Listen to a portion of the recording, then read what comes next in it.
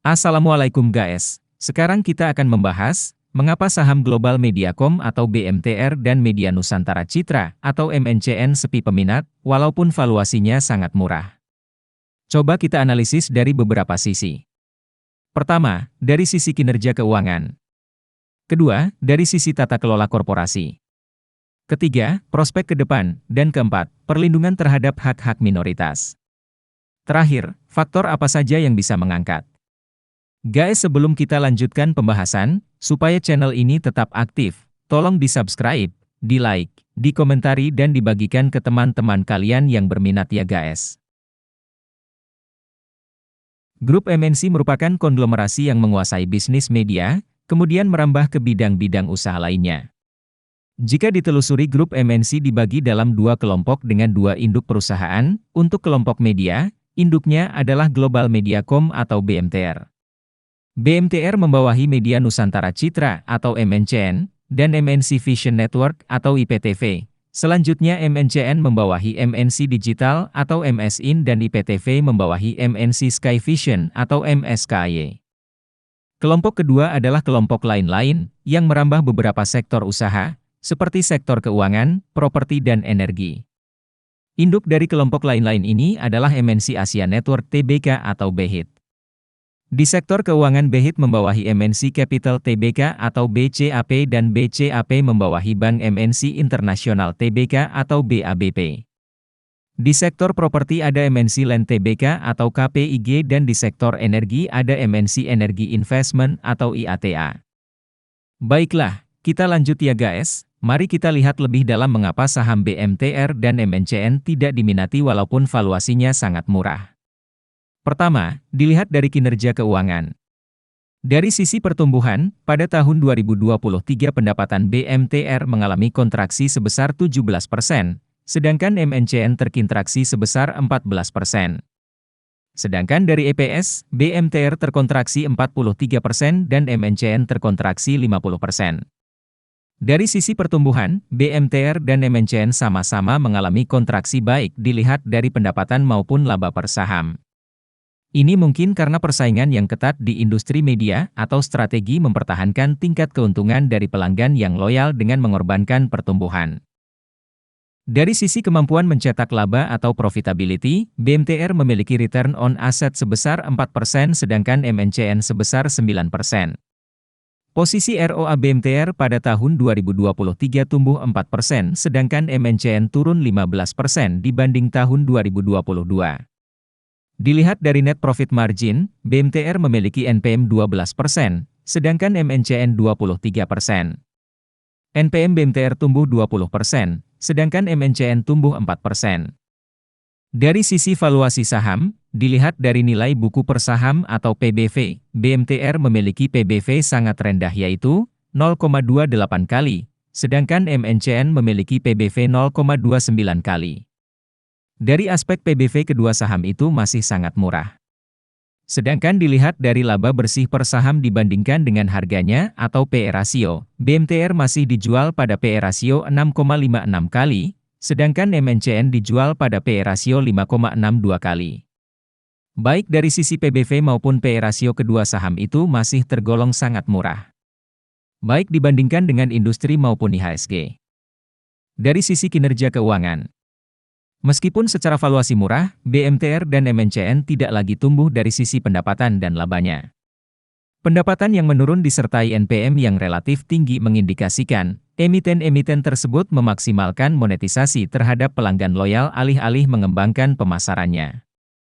Melihat fakta tersebut, mengharapkan kenaikan harga saham karena pertumbuhan nilai perusahaan sangat sulit diharapkan.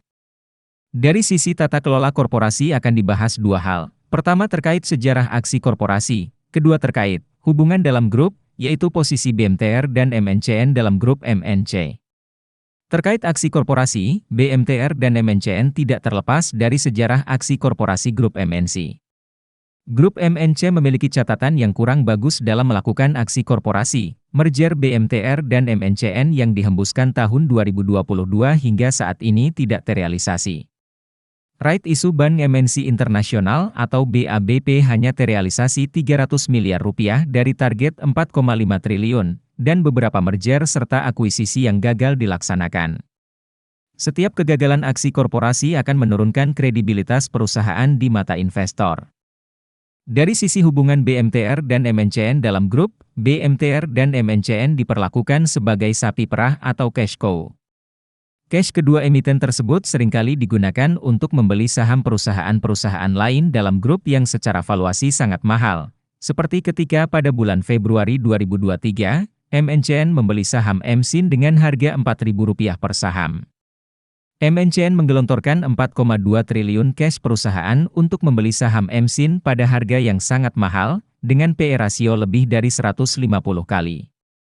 Demikian juga BMTR, pada awal tahun 2024 emiten tersebut menggelontorkan Rp250 miliar untuk membeli saham BABP di harga Rp75 per saham, dan saat ini harganya tinggal Rp50. Prospek ke depan BMTR dan MNCN. Bisnis kedua emiten dan anak-anak perusahaannya adalah di bidang media, utamanya di segmen siaran TV free-to-air, TV berbayar dan video streaming. TV berbayar yang berada di tengah-tengah antara TV FTA dan video streaming mengalami tantangan paling besar.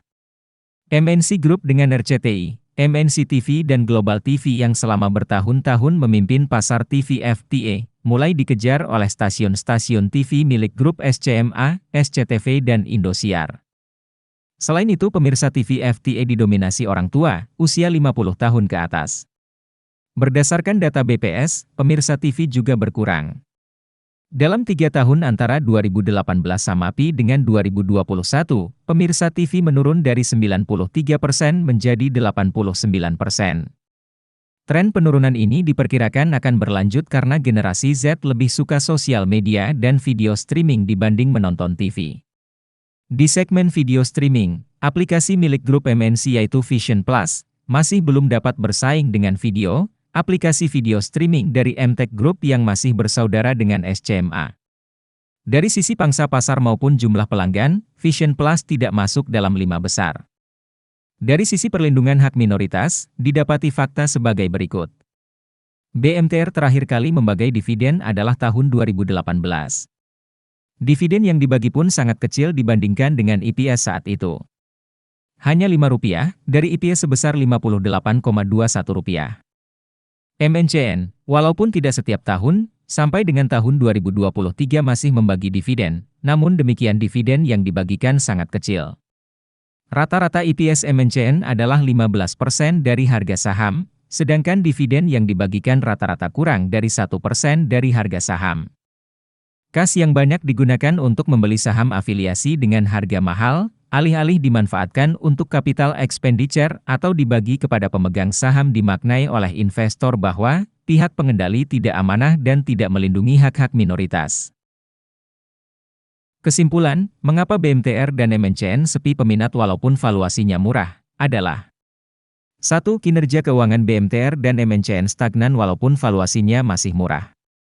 2. BMTR dan MNCN menjadi sapi perah grup. Selain itu grup MNC sering gagal dalam melakukan aksi korporasi yang mengganggu kredibilitas. 3. Persaingan industri media sangat ketat dan muncul pertanyaan apakah BMTR dan MNCN masih bisa memimpin pasar. 4. BMTR dan MNCN sangat pelit membagi dividen.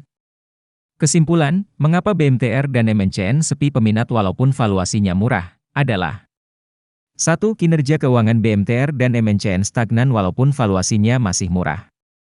2. BMTR dan MNCN menjadi sapi perah grup, selain itu grup MNC sering gagal dalam melakukan aksi korporasi yang mengganggu kredibilitas.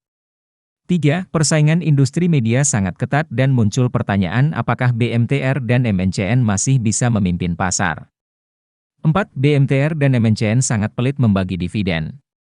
Begitulah analisis saya, bagaimana pendapat kalian? Tulislah pendapat kalian di kolom komentar ya guys.